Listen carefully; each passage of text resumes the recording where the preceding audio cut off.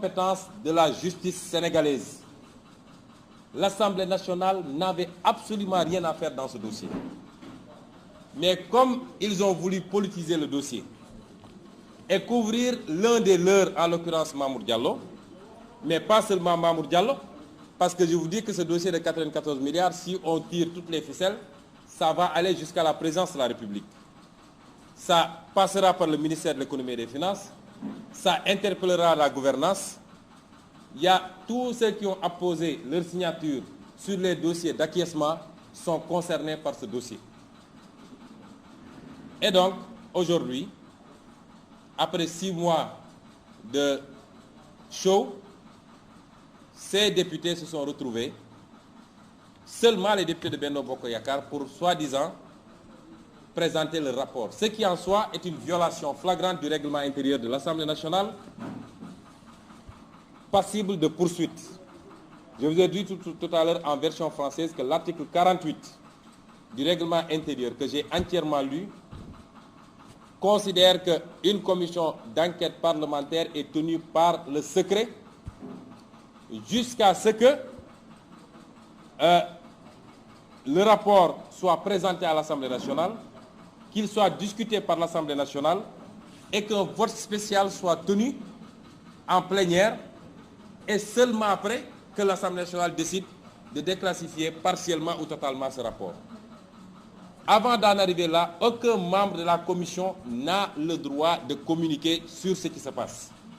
Et ça, c'est une violation du règlement de l'intérieur et c'est passible de sanctions prévues par l'article 363 du Code de procédure pénale. C'est pourquoi nous les poursuivrons pour violation de cet acte. Tous les membres de cette commission-là. Après cela,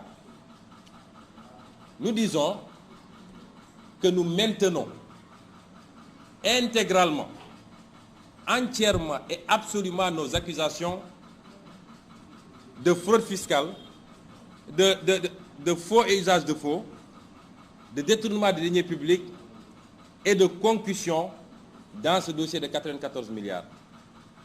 Parce que le procédé qui a été utilisé par l'ancien directeur des domaines, en l'occurrence Mamour Diallo, avec ses complices de toute la chaîne administrative, avec la complicité d'un homme d'État, d'un homme d'affaires, avec la signature du gouverneur et la couverture du ministère du Budget, ce procédé est assis sur du faux et ce faux a été utilisé après pour justifier la reconnaissance d'une créance de 94 milliards au profit des sociétés Sofico et IFOA. Et ça, c'est un délit et c'est un crime financier.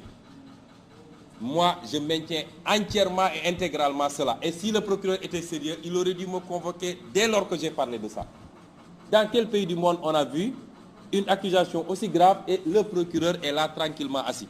Et il va accueillir Guy Marius Sagna, soi-disant pour avoir posté sur sa page Facebook je ne sais quoi. C'est extraordinaire ce qui se passe. Il y a eu détournement de deniers publics et je maintiens que la moitié de la somme a été déjà décaissée. Et si la justice me convoque demain, je leur donnerai jusqu'au compte bancaire qui a été utilisé, la banque par laquelle c'est passé, pour faire le rachat de créances. Puisque j'ai les documents avec